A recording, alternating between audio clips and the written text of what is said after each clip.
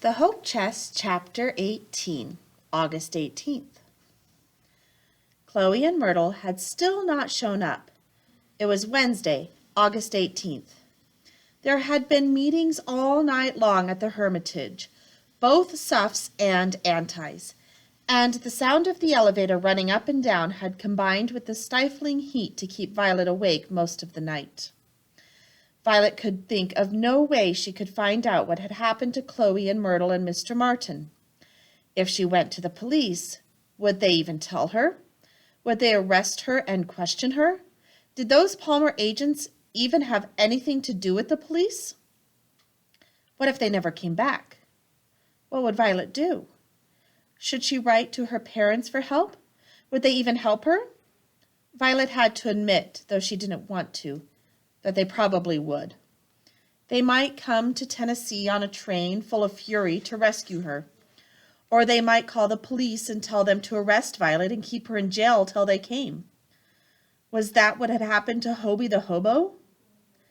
Violet went down to the lobby, thinking about all this and about finding something to eat. But as soon as she stepped off the elevator, she was caught up in a tide of people surging toward Capitol Hill. "You'd better hurry or you won't get a seat," a woman called as they climbed. Violet didn't know her and couldn't tell whether the woman was a suff or an anti. There were hundreds of people climbing up the hill. Violet looked around for Chloe, but she didn't see her. What if she never saw Chloe again? She spotted a yellow rose on the ground, and she picked it up and stuck it in her hat. "If they're going to vote, it means the antis are sure they're going to win," a woman near Violet said grimly. Violet turned around and recognized Miss Kelly from the train. "Good morning, Miss Kelly," she said politely. "What do you mean?" "Seth Walker controls when the vote happens," Miss Kelly said, panting as she climbed, "and the antis own him. That's why the vote's been delayed so long. Walker's been waiting till he was sure." Violet felt a sinking in her stomach. What Miss Kelly said made perfect sense. When she looked up to reply, Miss Kelly had vanished in the moving throng. There was still no sign of Chloe anywhere. The crowd carried her into the dark, vaulted first floor of the Capitol. They surged up the wide stone staircase with the bullet-gouged handrail. Violet looked around, hoping to see Chloe in the crowd, but elbows and shoulders closed in all around her, blocking the view. In the light, high-ceilinged main floor of the Capitol, everyone was pushing toward the House chamber. The doors were open, and people were pouring into the House floor. Violet joined them. Soon she was one of hundreds of women crowded among the old mahogany desks in front of the high speaker's dais. "Out, ladies, please, out!" a harassed-looking man in a uniform was saying. "Spectators are forbidden on the floor. All up to the galleries, please." He put a hand on Violet's shoulder. "Up to the gallery, miss, please." He gave her a little shove toward the door. Violet went out. It was too crowded on the house floor, and she couldn't see what was going on very well from there anyway. She started toward the narrow stairs to the spectators' gallery. Then she noticed a folded paper on the stone floor. It was an envelope. It was addressed, Harry T. Byrne, Hermitage Hotel, Nashville, Tennessee. Violet held the envelope in her hand, uncertain what to do. It was a letter to Mr. Byrne, and it might be important. But Mr. Byrne was an anti. He had danced with Chloe and with Violet, and remained an anti. Every list she'd seen had had him listed as an anti. The envelope was open. Violet looked around her. The high-ceilinged hall was full of people heading toward the galleries or toward the house floor or just milling around in confusion. The stone walls and ceiling rang with voices and footsteps and an occasional high-pitched, nervous laugh. You could feel the tension in the air, Violet thought. There was a sense that today really was the day after yesterday's false alarm. It was very wrong to read other people's mail, and Violet knew it. She thought about how angry she had been at Mother for reading her letters from Chloe. But this was different, she told herself. This letter had already been opened. She glanced around. Nobody was paying any attention to her. She slid the letter out of the envelope and unfolded it. This is very wrong, she thought, but she read it anyway. Dear son, hurrah and vote for suffrage. Don't keep them in doubt. I noticed some of the speeches against. They were bitter. I have been watching to see how you stood, but have not noticed anything yet. Don't forget to be a good boy and help Mrs. Cat put the rat in ratification. Your mother. Violet folded the letter hastily and stuffed it back in the envelope. The letter was from Mr. Burns' mother, who sounded less distant than her own mother. She couldn't imagine Mother starting a letter to her with "Dear Daughter," but then she couldn't imagine Mother writing a letter to her at all. She wondered if Mr. Burns was in the habit of listening to his mother. A lot of people were. She'd better get this letter back to him. He might not even have read it yet. So many letters and telegrams had been stolen over the last few days.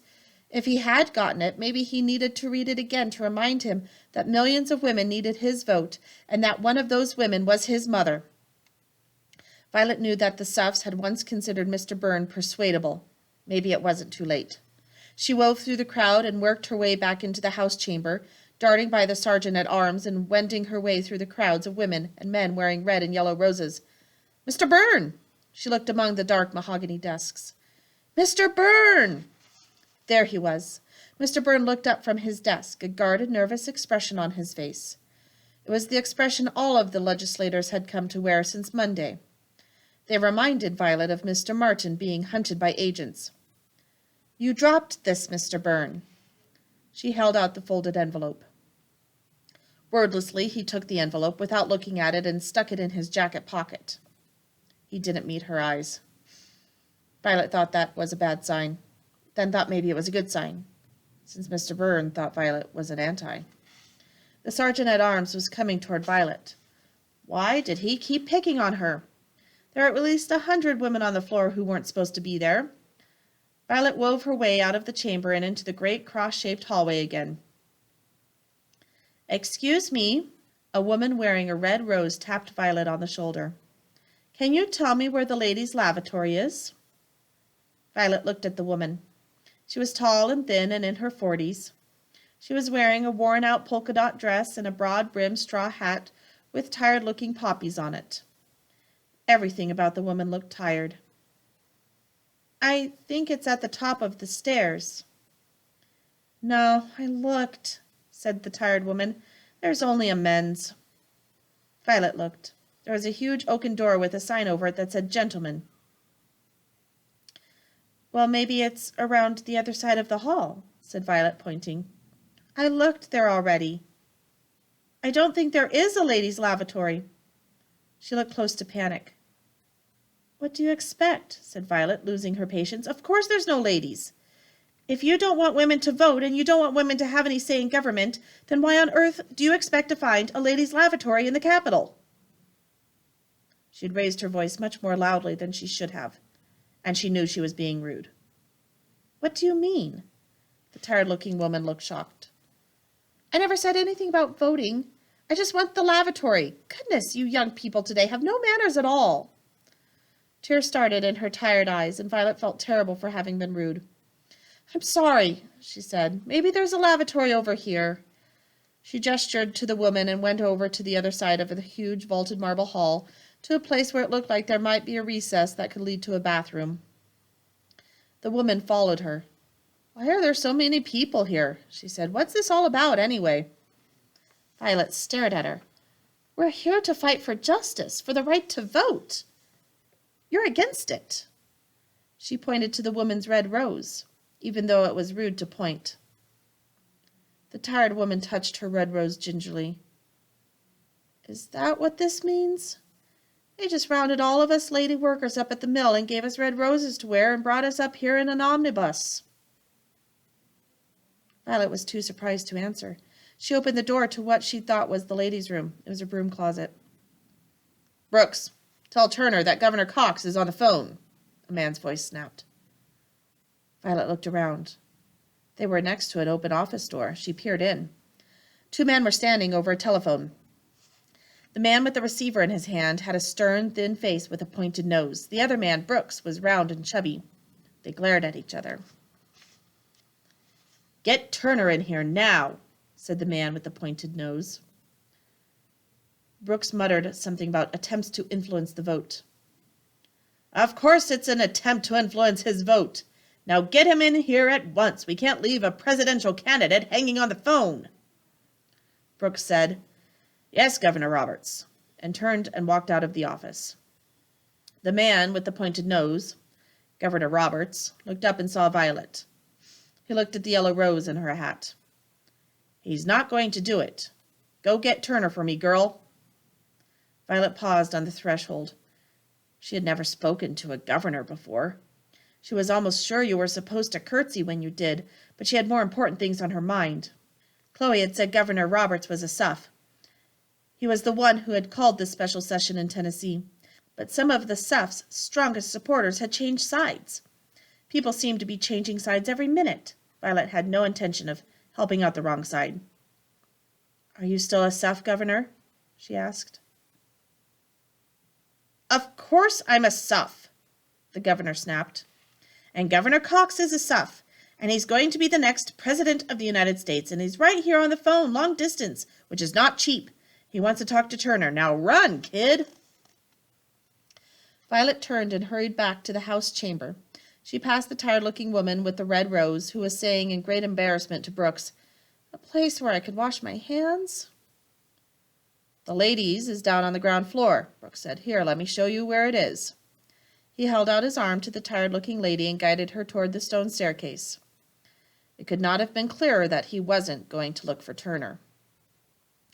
Violet ducked past the sergeant-at-arms and into the chamber. "Mr. Turner!" she called. She didn't know what he looked like. "Mr. Turner!" There was no answer.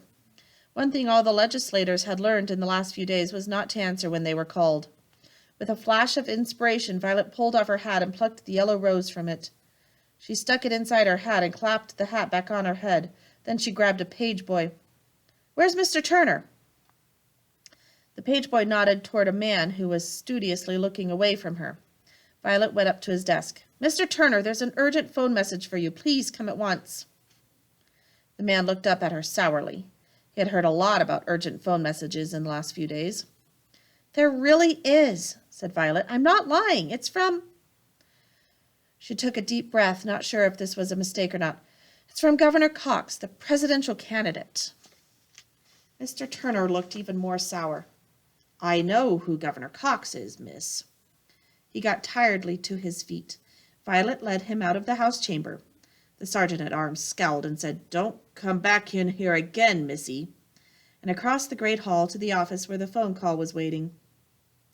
Mr. Turner reached for the telephone, glaring at Violet at the same time.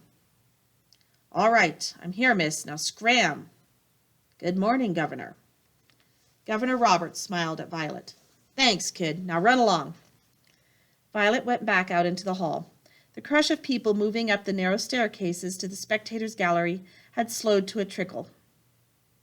Violet went up the stone stairs to the gallery. It was swelteringly hot. From the balcony at the top of the stairs, she looked down at the cross-shaped hall. Still no Chloe. Violet looked around the crowded gallery for a seat. There were none left. People were crammed into the aisles. There were deep windowsills, 2 feet deep and at least 6 feet wide near the floor. People were standing on them. Violet wormed her way through the crowd to the brass rail at the front of the gallery. She stood behind the rail with people pressing close all around her. She looked down at the house floor below. She hadn't had a good view of it when she was down there. The whole chamber was hung with yellow bunting, yellow flowers. There was even a yellow sunflower wound around an eagle on the wall. Chloe wasn't down there either. "There are too many red roses," a woman standing next to Violet murmured. Violet looked up and saw Miss Dexter, the lady she'd ridden with on the train from Washington. "There's an awful lot of yellow," she said. "Up here there is," said Miss Dexter, "but there are too many red roses down there." Violet looked down at the floor again. Miss Dexter was right. More legislators were making their way onto the chamber from the committee rooms alongside. Some wore yellow roses, but far too many wore red roses. Violet saw Credwell, the suff legislator she had retrieved in the hope chest the day before. He was a suff no longer.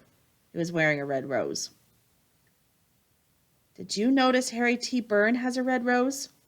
someone near Violet said. "Cross Byrne off." Miss Dexter winced. "We worked so hard on Byrne." she said to Violet. A ripple of excitement spread through the galleries as a man with a yellow rose made his way onto the floor. "Griffin!" Miss Dexter said. "Griffin made it back from California, thank God." A very pale, unhealthy-looking man limped out onto the floor, leaning on the shoulder of an aide. He wore a yellow rose on his lapel. Cheers broke out in the gallery.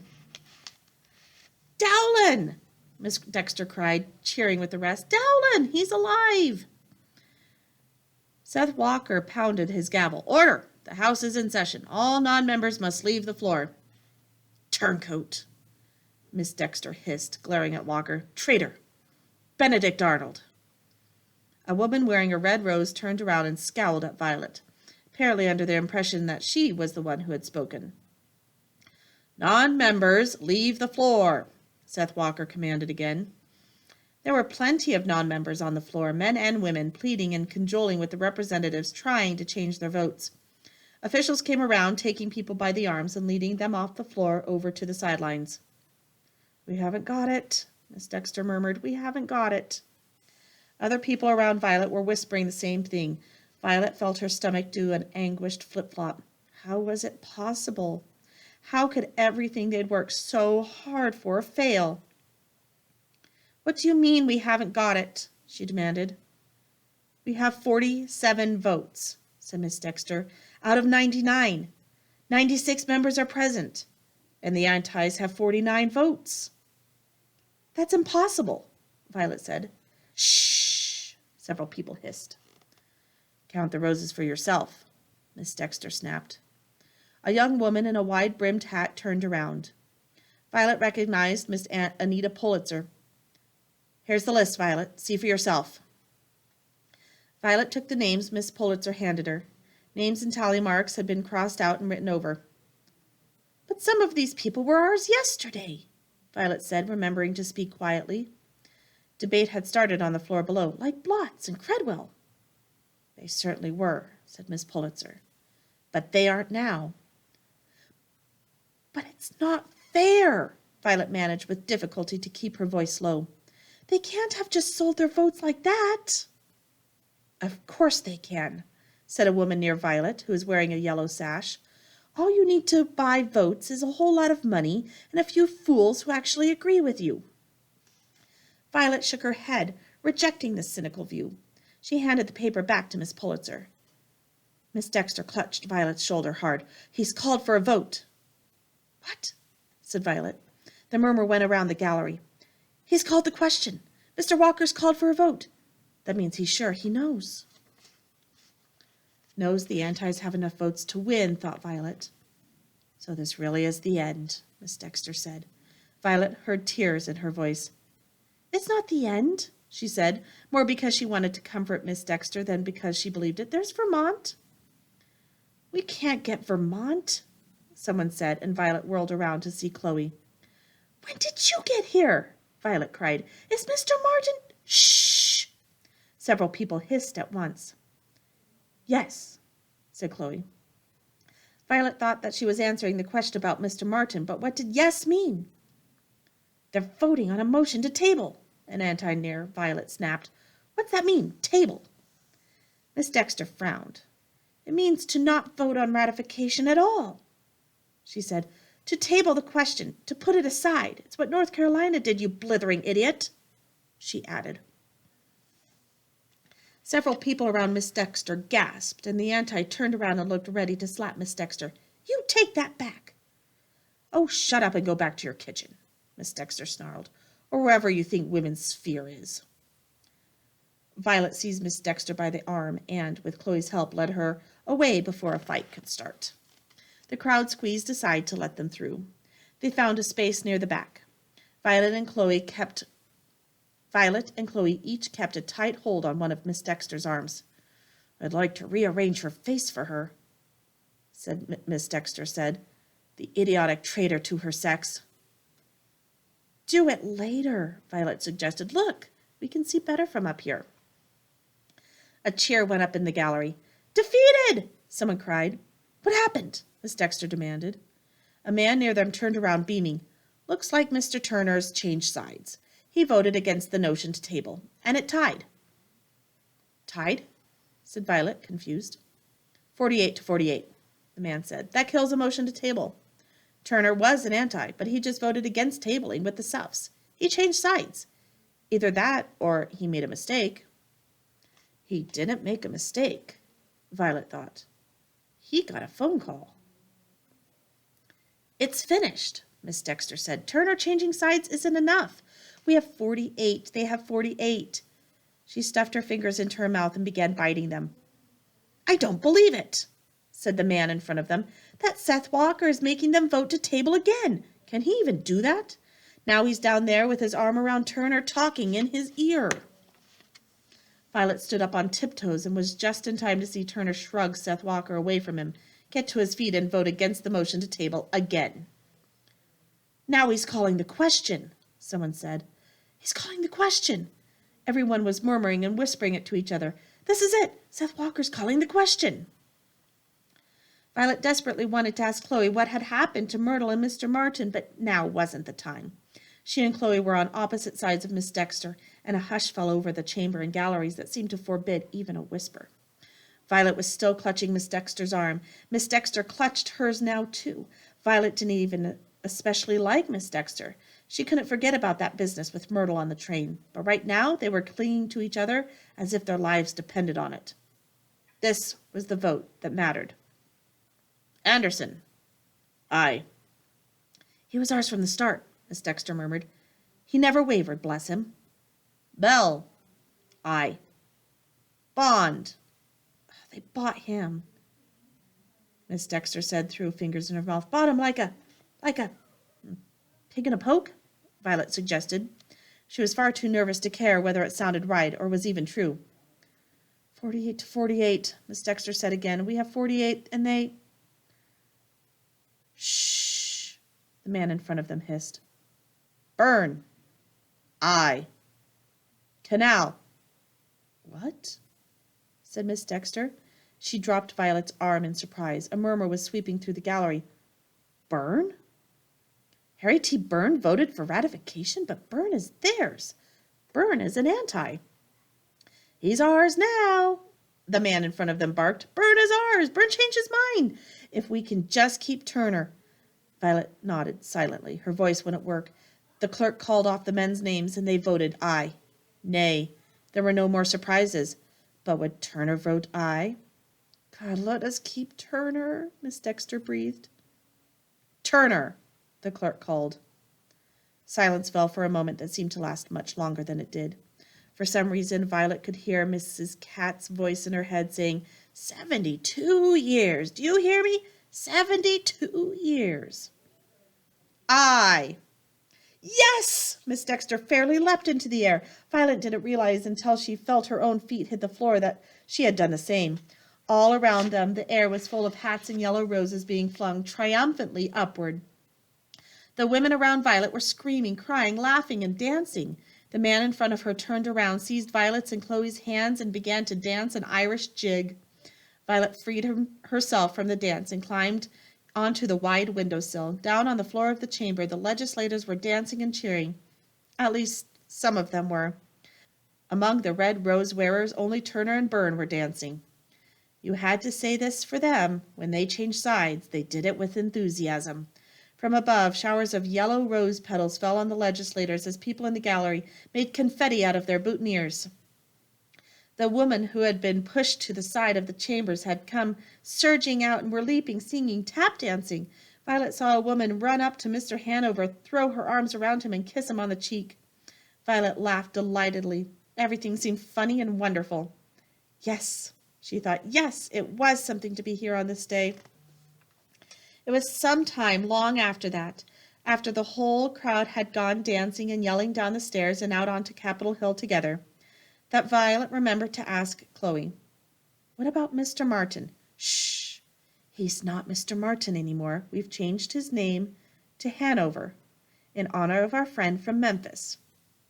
But you got him out on bail? Not exactly, said Chloe, but we did get him out. He and Myrtle. Oh, my goodness, no.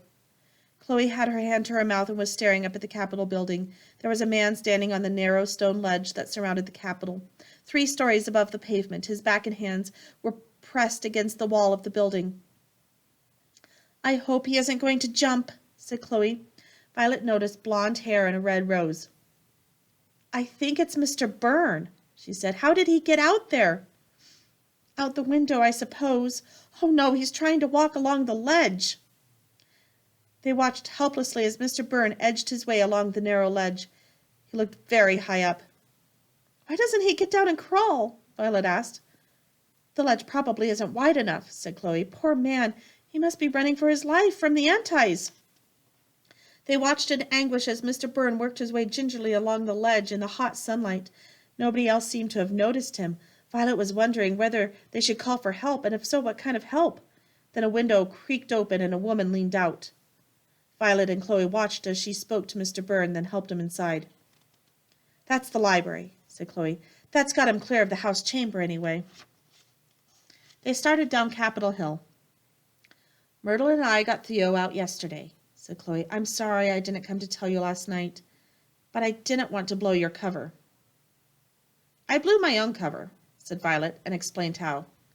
"Good for you," said Chloe. "Anyway, I've been up all night with Mrs. Catt and some other women, making phone calls to the 2 presidential candidates, Mr. Cox and Mr. Harding, and also to the White House to get them to call the Tennessee anti-legislators in their parties." "You called the White House?" said Violet, impressed. "No, Mrs. Catt did that. She and Woodrow Wilson have known each other for years. The president actually wired Seth Walker and asked him to change his mind again. But Seth Walker said he couldn't go against his honest convictions. Even though they're not the same honest convictions he had a week ago." In spite of having been up all night, Chloe was much more cheerful and less tired than she had been all week. Violet knew just how she felt. The world was a brighter and more hopeful place than it had been an hour ago. "I think those phone calls helped," said Violet as they wandered through the Capitol Gardens toward the street. "They got Turner to change his vote." "And that was all it took, Turner and Byrne," Chloe shook her head, smiling, "to give 27 million American women the vote. Isn't democracy amazing?" "How did you get Mr. Hanover," Chloe corrected. "Mr. Hanover out." This was confusing. "Did you, bail him out?" Violet wasn't sure how you got people out of jail, but she knew bail was involved somehow. "Not exactly," said Chloe. "He and Myrtle are both at the municipal auto camp now. Come on, we'll take a streetcar."